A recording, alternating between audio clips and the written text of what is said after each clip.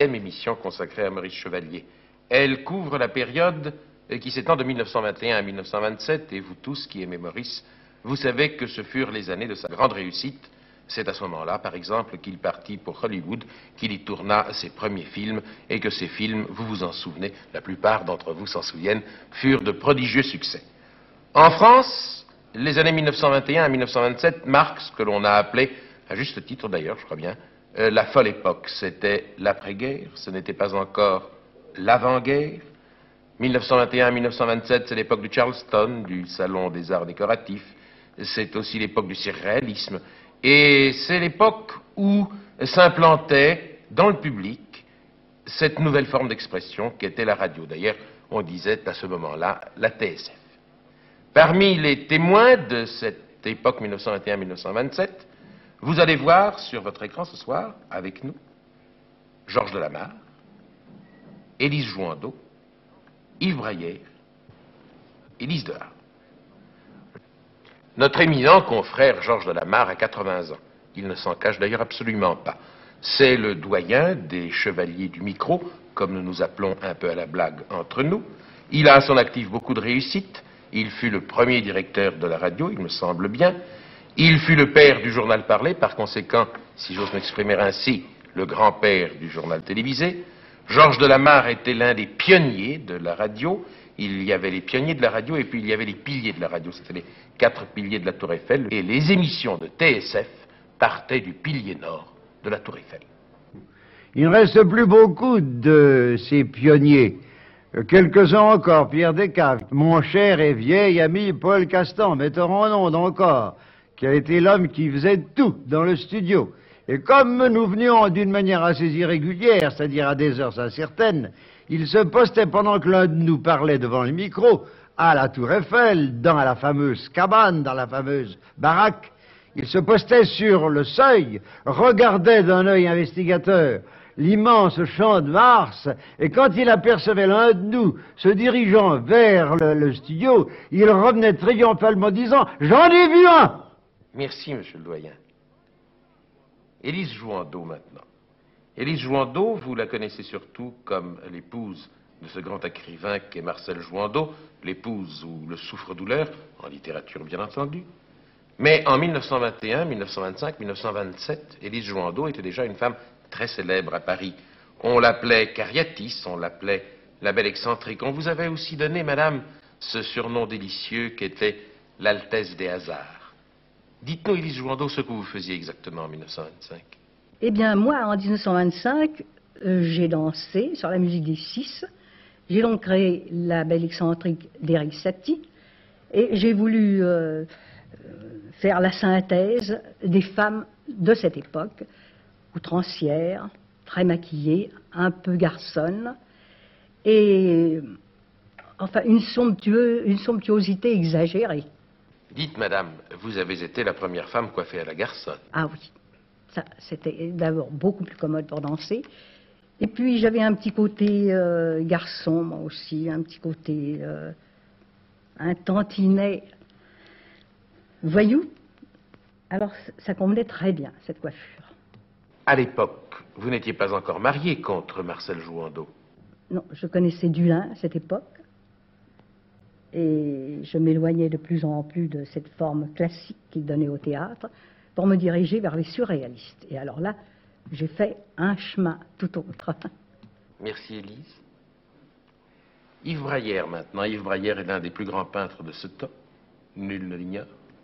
Il a beaucoup de titres. S'il fallait donner tous ces titres, nous y passerions de longues minutes. Je crois que celui auquel il tient le plus, n'est-ce pas, M. Braillère, c'est professeur à l'Académie de la Grande Chaumière. À l'époque du surréalisme, Yves Braillère, vous montiez, si je puis dire, à la conquête de Paris. Oui, c'était l'époque où je venais juste d'arriver à Paris, et c'était une chose pour un jeune peintre extrêmement intéressante de se trouver dans ce milieu de la Rotonde, parce que c'était encore la fin de la Rotonde. Après, ça a émigré un peu en face au Dôme, et ensuite à la Coupole, et puis plus tard à Saint-Germain-des-Prés.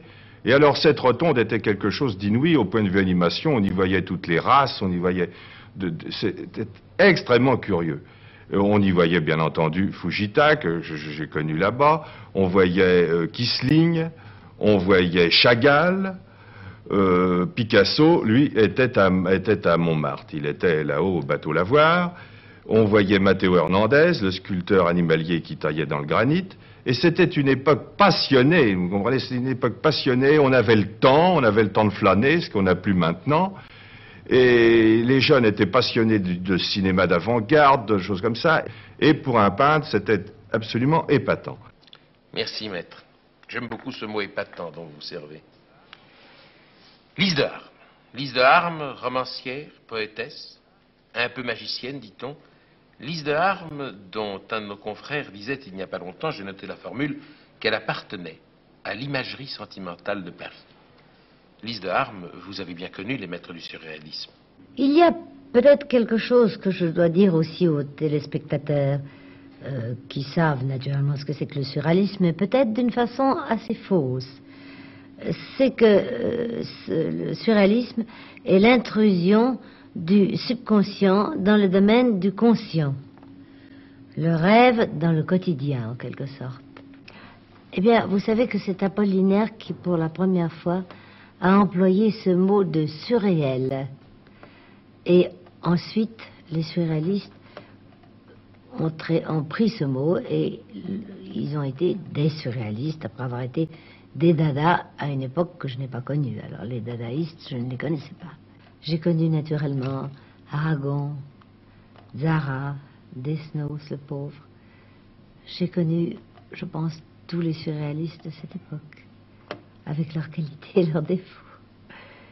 Et enfin, il est évident que c'était Breton qui était le meneur de jeu, enfin, comme on l'appelait, le pape.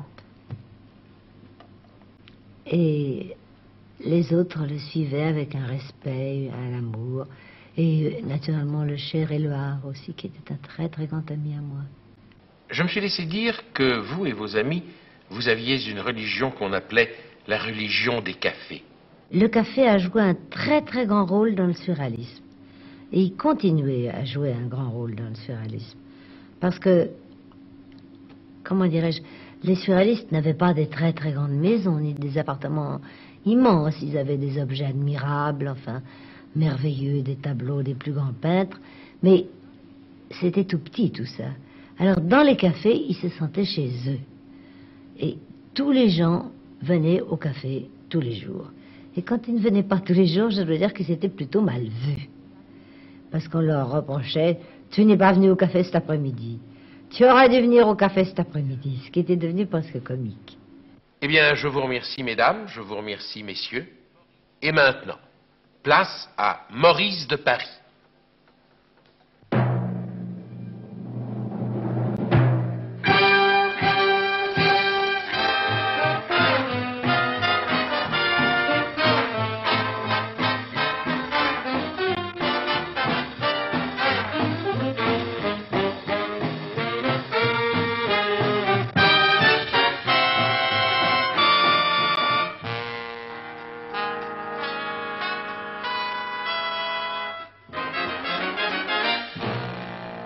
On ne peut pas quitter 1921 sans évoquer le Bœuf sur le toit et Wiener et Doucet. J'avais entendu les disques extraordinaires de rythme. Je voulais voir ces pianistes. Alors je me rappelle que j'avais été un soir là-bas au client pour voir le pianiste Doucet qui jouait lui au Bœuf sur le toit. Je m'étais mis d'un côté du piano où je voyais son front à lui. J'entendais des rythmes et une harmonie si extraordinaire qu'au bout d'un moment, je suis allé derrière le piano pour le féliciter. Et à ce moment-là, je me suis rendu compte que le gros Doucet, avec ses grosses pattes extraordinaires, ses grosses pattes géniales, qui jouait des mélodies incroyables et des rythmes à vous faire sauter sur la chaise, était tout simplement, tout en jouant, en train de lire un roman. Il continuait à jouer comme ça, il lisait son roman comme ça. Enfin, tout au long de ce morceau extraordinaire, il avait été en train de lire un roman, ce qui m'avait absolument suffoqué. D'ailleurs, par la suite, Doucet et Wiener m'ont accompagné quand j'ai chanté à l'Étoile, m'ont accompagné quand j'ai chanté à l'Empire, m'ont accompagné quand j'ai chanté en Suisse. Nous sommes venus en somme un trio qui pendant un moment s'est très bien harmonisé.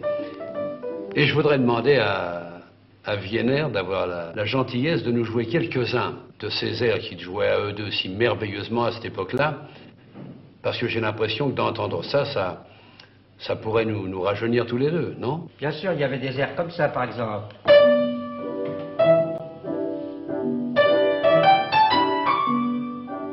Dinah. If there is and you know her, show her to me, Dinah. Et puis il y avait aussi ça.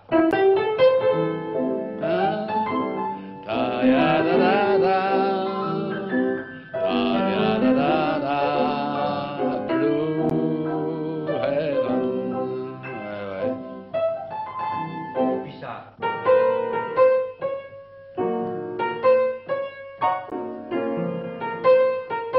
Man I love.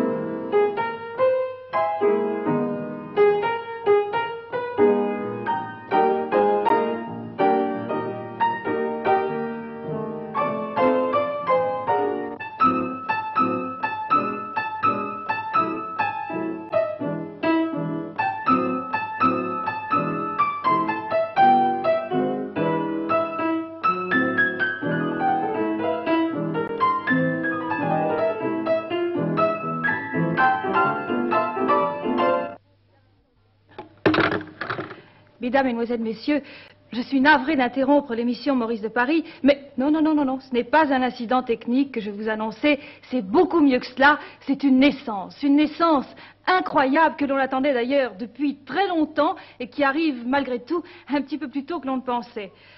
Oh, j'ose à peine y croire, c'est la naissance de la deuxième chaîne. D'ailleurs, vous savez, nous sommes tous bouleversés ici et nous avons tout de suite voulu vous en informer.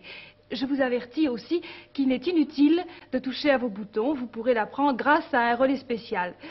Et maintenant, si vous le voulez bien, nous allons boire à la santé de cette deuxième chaîne à qui nous souhaitons une longue vie. Vive la deuxième chaîne!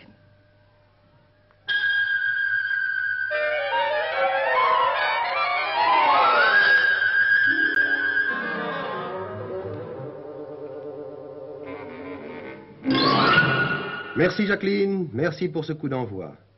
J'en suis personnellement d'autant plus heureux que cela va me permettre, grâce à cette deuxième chaîne, de refaire surface à travers l'opacité de cet écran. Et ce n'est pas facile, je vous jure, que de revenir à travers un écran qui a été si longtemps opaque. Nous parlons de deuxième chaîne. Je suis incapable de vous dire ce qu'elle sera. Je peux déjà vous dire en tout cas ce qu'elle ne sera pas, car il y a un certain nombre de choses dont nous avons assez. Et dont vous, j'imagine, vous avez assez aussi. C'est pas la matière qui manque. Par exemple,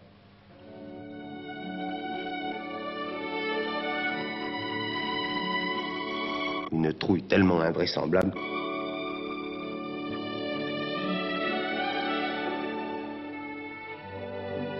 Gauche, droite, parapluie.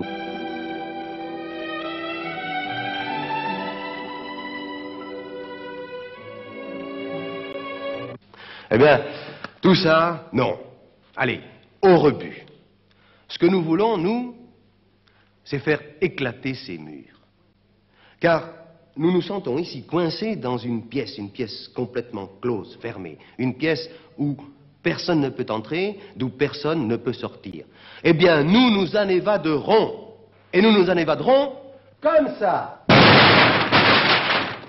De façon à nous trouver chez vous, tranquillement, en amis, et dans n'importe quelle tenue, sans cravate et même sans veste.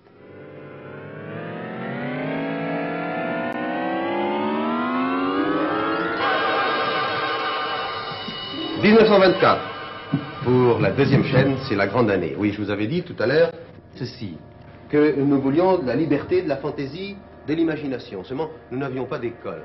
Et depuis cette année, il y a une école et il y a un chef de file. Le chef de file, c'est André Breton qui vient d'écrire le manifeste du surréalisme. Autour d'André Breton, il y a Soupeau, Aragon, Éluard, il y a Picasso également, il y a Pierre Brasseur, il y a Tzara, Apollinaire, souvenez-vous par exemple, Soleil, coup coupé. Là, vous avez déjà les germes du surréalisme. Qu'est-ce qu'ils veulent? Ils veulent une liberté totale. Mais non pas cette liberté qui s'inscrit sur les frontons de la République, non. Une liberté de l'esprit, une liberté de la poésie, car ce sont avant tout des poètes. Et ce sont des poètes qui suivent non pas une impulsion, mais une véritable inspiration poétique. Une inspiration qui d'ailleurs se passe de la logique, se passe du fait que 2 et 2 fassent 4. Ça n'a aucune importance, ça. Parce que, si vous voulez, en même temps, moi, je peux me trouver ici, ou bien là, là, ici encore, là, ou bien là, ou ici. Oui, qu'est-ce que ça a comme importance? Et pour commencer, ce premier journal télévisé de la deuxième chaîne, nous l'ouvrons sur une heureuse initiative. L'Office national météorologique est né. Grâce à lui, vous pourrez désormais connaître le temps qu'il a fait la veille et imaginer le temps qu'il fera le lendemain. En tout cas, ce soir, voici le premier texte à peine retouché qui nous a été remis par l'ONM. Vertes et glauques, les 2 nymphes grimpent l'échelle de Jacob.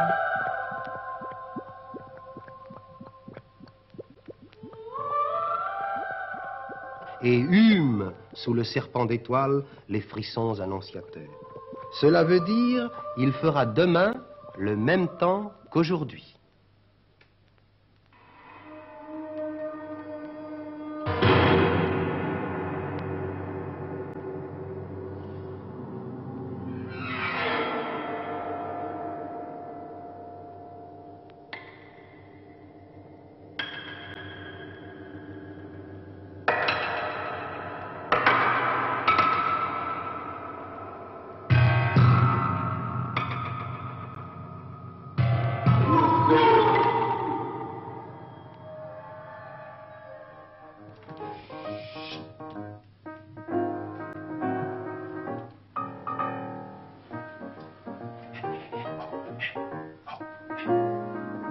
Allez, à vous du Mollard, vous avez l'antenne. Oh, bonjour Romuald. Comment ça va? Du Val d'Arget. Pardon. Mesdames, mesdemoiselles, messieurs, vous vous trouvez maintenant à l'écoute et à la vision de la première chaîne, notre chaîne, la seule, la vraie, l'unique, enfin, la bonne.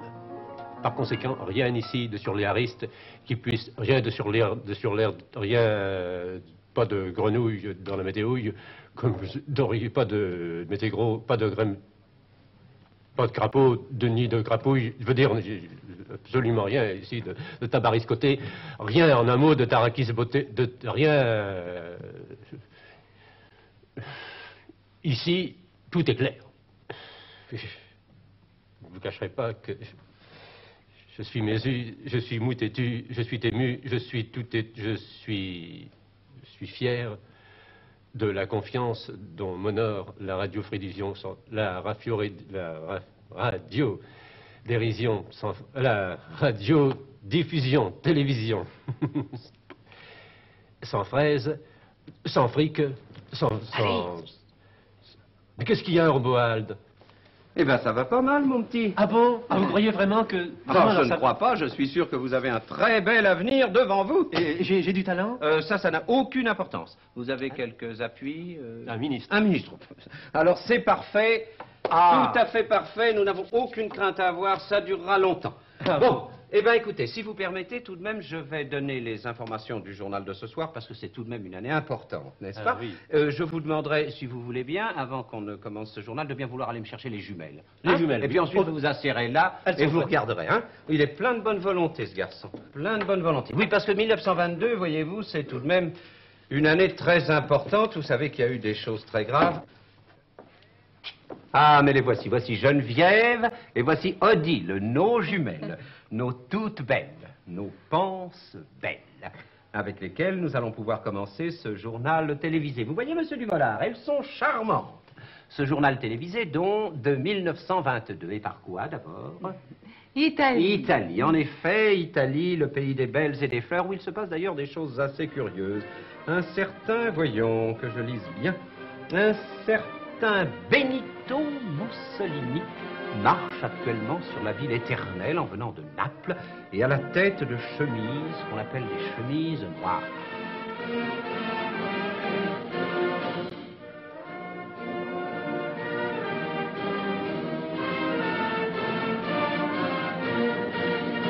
Et voilà pour le pays de Virgile. Et maintenant? France. France, oui, enfin, la plus grande France. Celle qui va de Dunkerque au sable du désert.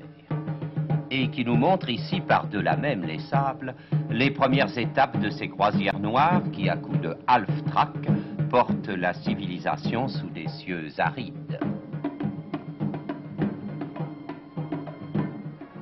Et à propos de cieux, l'image du Dixmude, l'ex-Zeppelin qui devait cette même année, un peu plus tard, s'écraser au sol avec son commandant Duplessis de Grénédan et 70 hommes d'équipage.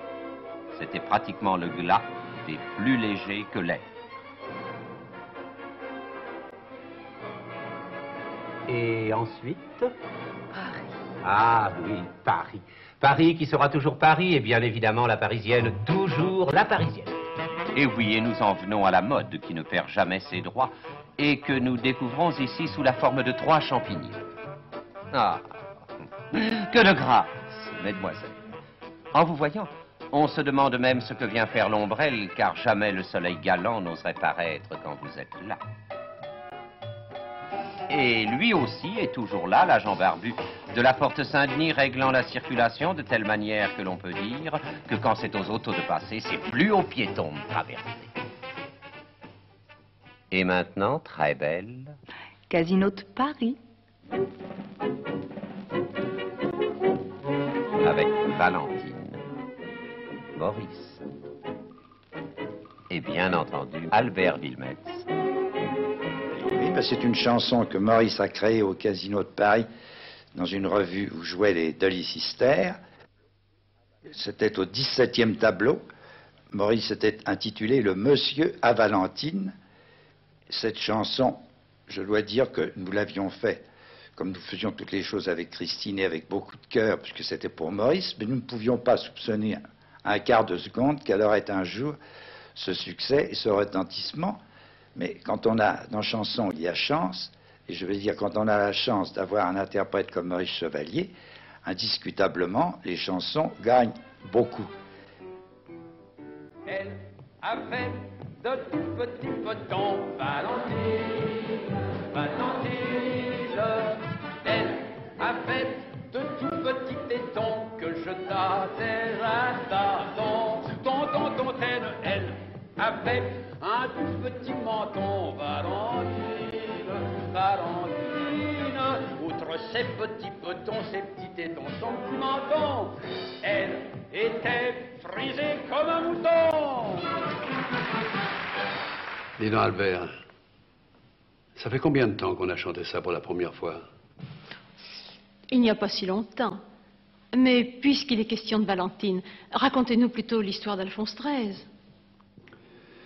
Oui, en effet, on nous avait fait l'honneur à Miss Tinguette, avec qui je jouais aux Folies Bergères, de nous demander à paraître à une soirée qui devait avoir lieu à l'ambassade d'Espagne pour le roi et la reine. Il y avait aussi Sacha Guitry et Yvonne Printemps qui faisaient partie de la soirée. Je me rappelle qu'en arrivant, moi j'avais jamais ni rencontré un roi, ni chanté devant un roi.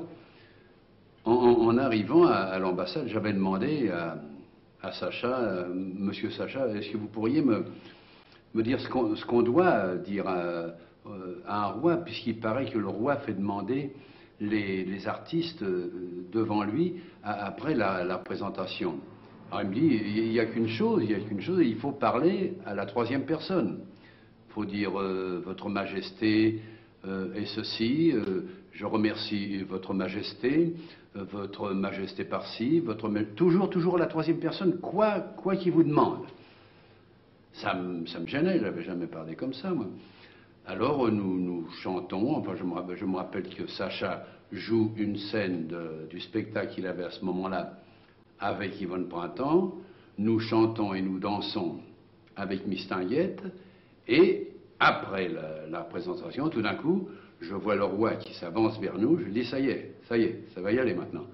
Je regarde Sacha s'amener près du roi, maquillé avec une noblesse très Sacha, vous comprenez, à tel point que le roi, lui, avait l'air si simple et Sacha avait l'air si royal que pendant un moment, je me suis demandé si c'était pas le roi d'Espagne qui était maquillé. Enfin, et ça a été très gentil. Yvonne Printemps a parlé très gentiment avec les révérences et tout le tremblement. Et puis, Mistinguett est venue en se comportant comme une grande dame, et je l'admirais. Moi, je me demandais où est-ce qu'elle avait appris tout ça, n'est-ce pas? Est-ce que c'était à Enghien qu'on lui avait montré comme ça, à se tenir devant un roi? Et tout d'un coup, le roi m'a demandé de m'approcher de lui.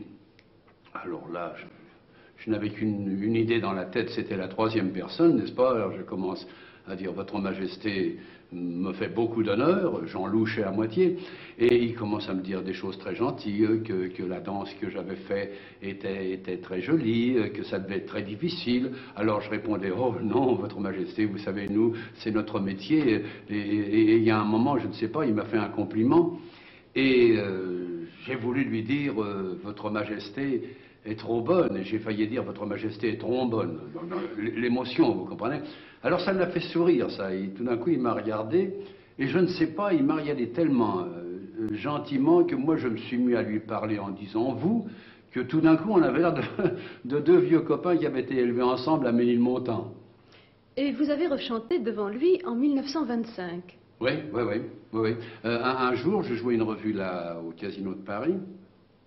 Je venais de créer Valentine, vous savez, la chanson, je venais de créer ça, je venais de créer Dites-moi Monsieur Chevalier, que je chantais avec Yvonne Vallée, et l'ambassadeur vient me voir dans ma loge au Casino de Paris, il me dit la même chose, enfin, le roi demande si vous pouvez chanter à cette soirée-là, je dis avec grand plaisir, mais j'ai une chanson que je viens de créer, n'est-ce pas, que je ne sais pas si je dois chanter. Il est question de petits petons, il est question de petits mentons, il est question de petits... de tout, n'est-ce pas? Je dis, je ne sais pas, j'ai peur que peut-être ça risque de le choquer. Et l'ambassadeur me dit, oh non, ça ne peut pas choquer le roi. Le roi est un homme qui connaît Paris, qui aime Paris et qui sait que les chansons de Paris ont toujours un tout petit gaulois, de temps en temps, un petit côté gaulois. Alors il me dit, non, chantez vos deux chansons et ça sera très bien. Le soir de la soirée de l'ambassade arrive, j'y vais, je chante d'abord Dites-moi Monsieur Chevalier avec Yvonne, et puis je commence Valentine, pas très sûr dans le fond de me dire est-ce que je m'en vais faire un scandale, est-ce que tout d'un coup je ne vais pas embarrasser toute l'assistance, il y avait tous les grands hommes politiques du moment qui était là, et il y avait d'un côté, ça m'avait frappé aussi de le voir là, Édouard Herriot qui était à ma gauche. Et alors je commence à chanter Valentine, elle avait de tout petits petons, leur voix était comme ça, avec un gentil sourire, Valentine, elle avait de tout petits petons, je parle de ça, et à ce moment-là, je sens qu'il y a quelque chose qui bouge à gauche. C'était Édouard Herriot qui, au moment où j'ai parlé des petits tétons, fait... Et alors? Oh, j'ai terminé ma chanson affolé, angoissé intérieurement, avec l'impression que je venais de gaffer d'une façon extraordinaire, que le lendemain, dans les journaux, on allait dire que j'avais insulté la royauté, que j'aurais plus le droit d'aller jamais en Espagne. Enfin, j'étais complètement affolé. J'en ai pas dormi cette nuit-là. Et alors, 2-3 jours après, j'ai eu la visite de l'ambassadeur et je lui ai dit, alors, Sa Majesté n'a pas été contente du tout, hein, quand j'ai parlé des petits machins là. Elle me dit, oh, rien du tout, au contraire, voyons, ils ont adoré ça, La preuve, c'est que je vous apporte un cadeau de la part de leur Majesté, un très beau cadeau, et c'était un étui à cigarette en or avec une très belle signature à l'intérieur, Alphonse XIII. Alors vous voyez que dans le fond, bah quoi, Les petits tétons, c'était pas si méchant que ça, quoi. Est-ce que vous l'avez revu une fois encore? Ouais. Je l'ai revu pendant l'occupation, pendant la dernière guerre, un jour où j'avais été chanter à Lausanne. Il était là, il était à l'hôtel où j'étais descendu, au Beau Rivage, et je me rappelle qu'il m'a fait demander par son secrétaire de prendre un verre avec lui dans une brasserie de la ville. Nous y sommes allés, nous avons bavardé de tout ce qui nous intéressait, et il y avait de quoi parler à ce moment-là. Et le soir même, il est venu me voir chanter, au milieu de tous les gens de Lausanne, au milieu de tous les commerçants, comme s'il n'était rien du tout d'ailleurs. Et le lendemain matin, je me rappelle, quand je suis rentré à l'hôtel, venant de faire une course en ville, lui descendait. Et il m'a dit, je t'ai vu hier soir, Maurice, tu étais en pleine forme. Et vous savez, il paraît que quand un roi d'Espagne tutoie un monsieur, ce monsieur devient par la suite un noble, vous comprenez? Alors si ça ne vous fait rien, à partir de maintenant, quand vous parlerez de moi, appelez-moi Caballero Maurice, hein, s'il vous plaît. Eh bien, Caballero Maurice, revenons à votre vie privée. À cette époque que vous rencontrez Yvonne Vallée. Quand on laisse entrer trop de femmes dans son cœur, on ne peut pas avoir un beau petit intérieur. Pour que tout soit son ordre et que tout soit bien rangé. Faut pas d'étrangères. Il ne faut pas d'étrangers. Tout ce qui vous plaît à l'avance me plaît. Veux que sur la porte on écrive complet. On est toujours sûr d'avoir du bonheur. Quand on laisse entrer une femme dans son cœur. Et pour elle, certainement pour elle, vous créez Quand on est deux. Quand on est deux, ce n'est pas la même chose. Comme on a sous les draps 4 pieds, 4 bras, on les mélange ou on les superpose, tant et si bien qu'on ne sait plus quels sont les siens. Oh, quand on est deux, ce n'est pas la même chose. Pas besoin de ces cruchons qui fuient par le bouchon. Seul au dodo, ça vous fait froid dans le dos. Ah, quand on est deux, on est joliment mieux.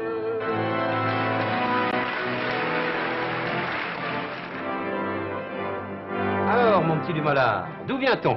De Vautresson. Et ça s'est bien passé? Ah oui, très bien, j'étais au mariage, un beau mariage de Maurice Levazier, Maurice, quoi.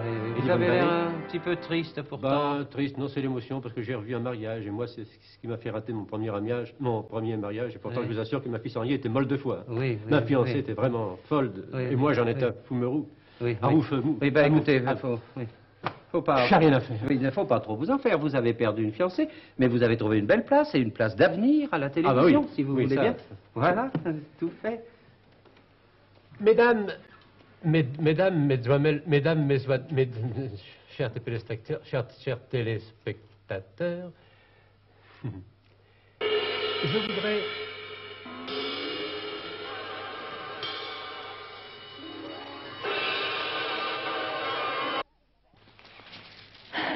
Et voilà. Et maintenant, notre chaîne, la première, la seule, la vraie, l'unique, vous propose de retrouver le grand, le merveilleux, l'inimitable Roboald Duval d'Argent. 1924. Ah, une bien belle année. Enfin, disons du moins une année sans drame, mais avec d'autant moins de drame que sur la chaîne numéro 1, les choses dramatiques, on n'en parlera pas, ce qui est beaucoup plus simple. 1924 a vu, pour la première fois à Paris, le déroulement des Jeux Olympiques. Oui, très grande année pour le sport. Ces Olympiades en France, avec léger rappel du drapé grec et de la manière de s'en servir, pour dévoiler quelques petits drapeaux curieusement placés qui permettent d'emporter la patrie à la frange de sa jupe.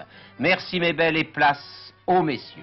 Sur ce stade de Colombes, construit pour la circonstance, flambant neuf et qui tient toujours, on se demande pourquoi. L'entrée des athlètes, vous voyez, est celle des officiels.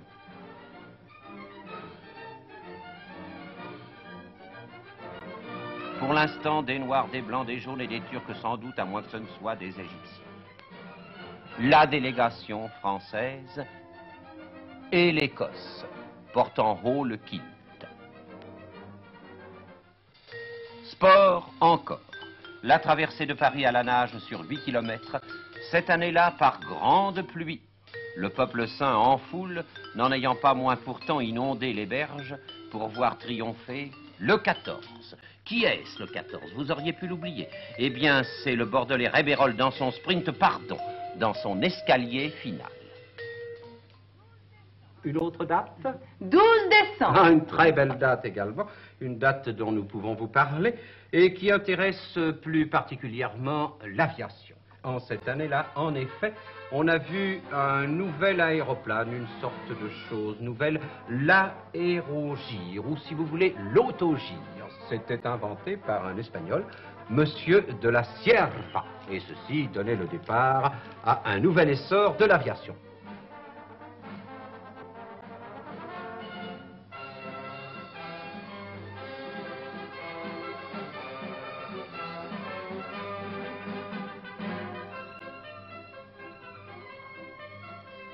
Les uns passent, les autres trépassent, et nous avons, en 1926, une nouvelle bien triste. Rudolph Valentino, le grand acteur, n'est plus, et ceci va jeter certainement la désolation, surtout dans les cœurs féminins. Nous avons demandé à notre ami Francis Covert de bien vouloir évoquer pour nous sa vie. Rodolfo Valentino. Non, c'est Rodolphe Valentino. Mais Rodolfo, c'était son prénom. Et Valentina, c'était le prénom de sa mère. Il eut l'argent de sa mère, donc pour commencer un chemin dans la vie. Il mangea beaucoup d'argent, il en dépensa beaucoup, bien sûr, il en restait encore assez. Cela n'empêcha pas que le prix du voyage pour l'Amérique lui fut largement remboursé. Lui fut remboursé parce que les femmes ont dépassé là les limites du ridicule. Oh, nous vous le pardonnons, mesdames, il était le plus beau. On ne peut pas résister à la beauté. Ce qu'il a tourné, personne ne le tournera plus jamais. Personne n'osera plus affronter le regard de Rodolphe. C'est impossible. Il fut le meilleur, il fut le plus grand. Et puis voilà, lorsqu'on a 31 ans, c'est effroyable.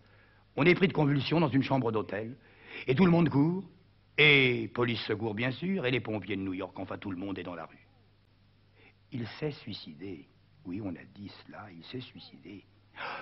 Il était trop beau pour s'être suicidé comme tout le monde. Non, non, il a avalé, vous le savez, une poignée de diamants. Une poignée de diamants. Quand on est Rodolphe Valentino, on ne peut pas mourir comme tout le monde. Ah, la vérité, une dépêche nous l'a livrée tout à l'heure. Il avait une péritonite. Il n'empêche. C'est bien dommage, lorsqu'on a 31 ans, de mourir d'une péritonite. Et qu'on s'appelle Rodolphe Valentino. Mais les journaux vont venger cette disparition soudaine, car j'ai déjà vu les titres, ils sont resplendissants, comme personne n'en connaîtra jamais. L'empereur du magnétique est mort. Le prince du monde est mort. La beauté est morte. La création ne vivra plus. Vive Valentino.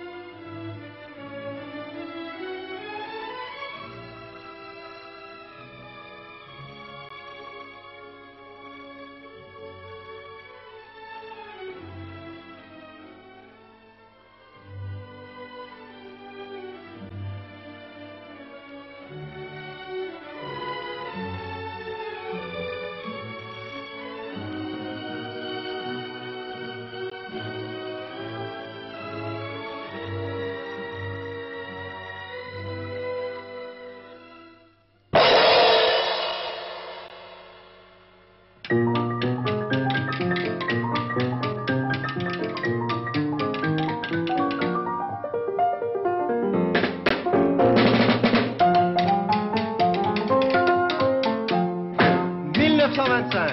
nous vient tout droit des États-Unis, ça nous vient du Dixieland.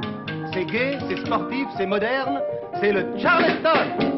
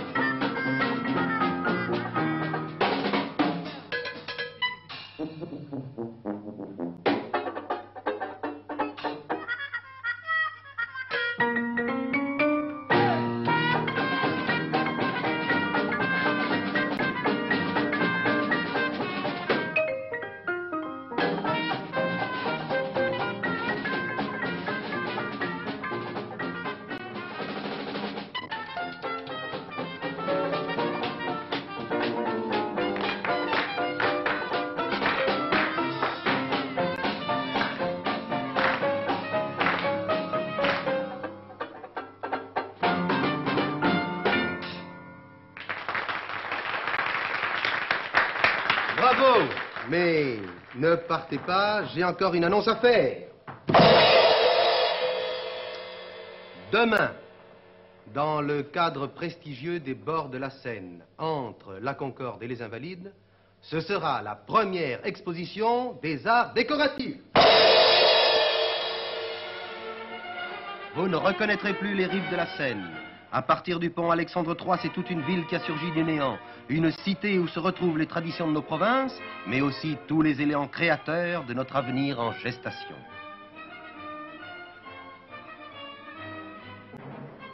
Au Grand Palais, en cette journée inaugurale, c'est la foule des grandes occasions autour du président Doumergue.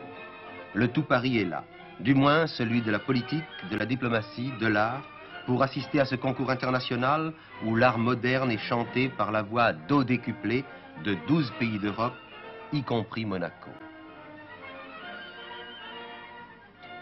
Les officiels ont promené leur gibus sous des fresques dont vous pouvez apprécier la hardiesse et les coloris, et puis autour des bassins cubiques. Ah, voilà, croyez-moi bien, une belle journée et prometteuse. Une date dans l'histoire du style et de l'ameublement. Pendant ce temps, les bourgeois affirment que des fous cherchent de nouvelles voies dans la peinture. Évidemment, ils cherchent de nouvelles voies. Tout le monde cherche de nouvelles voies, et tout le temps. Même nos amis de la première chaîne, par exemple. Mais ici, en 1925, ce qu'il faut voir, c'est que les peintres subissent une triple influence. Le cubisme, l'art nègre, et puis le surréalisme. Et c'est ainsi que les peintres surréalistes font passer le subconscient dans le conscient, le rêve dans la réalité, la nuit dans le jour. C'est ainsi que nous pouvons, nous autres, passer des compositions géométriques de Picasso au rêve canularesque de Picabia, ou bien encore au désert de Chirico.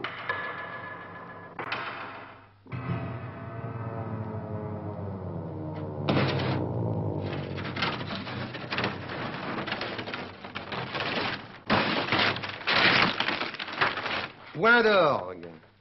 Exactement à la même époque, 3 hommes, Dali, Cocteau et Buñuel, marient la poésie avec le cinéma. Ils réalisent 2 chefs-d'œuvre.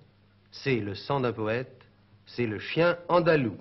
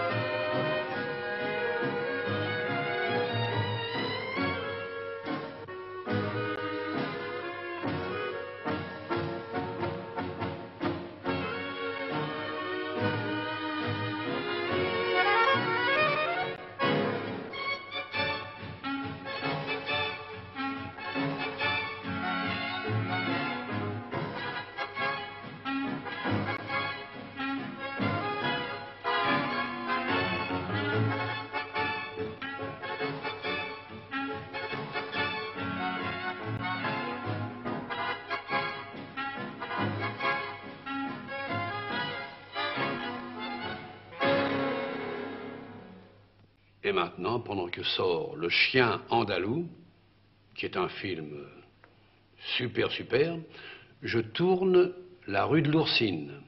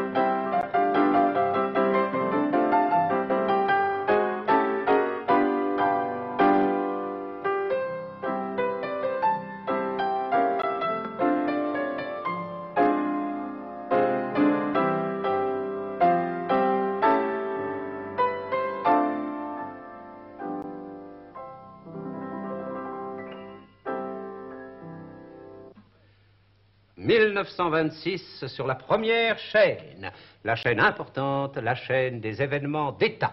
Et à propos d'événements d'État, en voici un justement et très important qui s'est produit le 4 novembre. C'est le mariage de la reine Astrid de Suède avec le roi Léopold de Belgique. La reine Astrid de Suède devenant de ce fait reine de Belgique.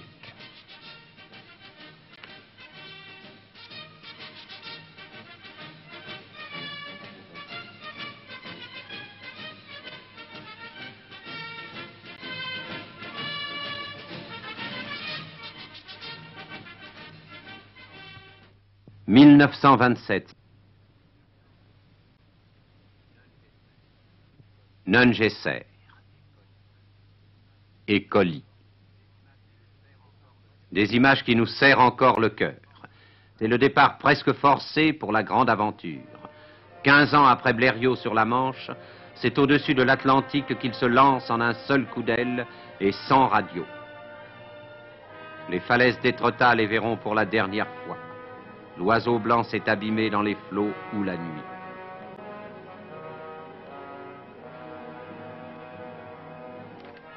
La France a perdu, mais l'Amérique va gagner, quelques jours plus tard, dans l'autre sens. Et le Nouveau Monde étonné va voir arriver au Bourget, presque un enfant, Lindbergh. Et c'est du délire. Un vrai délire. Et pendant 3 jours, le héros va de porte en porte, de palais en palais, d'Élysée en hôtel de ville, de président de la République en président du Conseil. Regardez, écoutez, la joie et la jubilation des hommes, qui 33 ans plus tard seront prêts à aller dans la Lune ou Vénus. Cette joie ou cette jubilation faisait vraiment plaisir à voir. Le temps passe vite.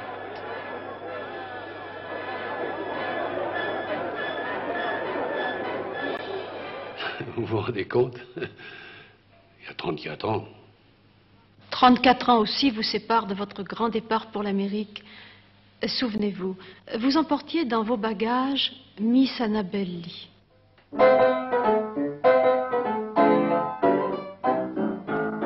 Who's wonderful, who's marvelous, Miss Annabel Lee. Who's kissable, who's lovable, Miss Annabel Lee. And she a pretty baby, what would you give? Escorting her, supporting her, don't forget that she's exclusive. Who's dignified, who's glorified, Miss Annabel Lee. What makes them fall? She has it all, just look and you'll see. So you ain't telling me a thing, boy, I'm telling you. Who's wonderful, who's marvelous, Miss Annabel Lee. Me, oh my, look there, passing by, I declare, watch her come right up and talk to me. Step aside, let her pass, satisfied, and she class. Now I'll introduce her socially. Who's wonderful, who's marvelous, Miss Annabel Lee. Who's kissable, who's lovable, Miss Annabel Lee. Oh, what a perfect beauty, I'd say she is. If you are wise, don't tantalize, or you'll have to see my lawyer. Knows everything, shows everything, Miss Annabel Lee. That baby's warm, she's true to form, just bet and you'll see. So you ain't telling me a thing, boy, I'm telling you. Who's wonderful, who's kissable, who's dignified, Miss Annabel Lee.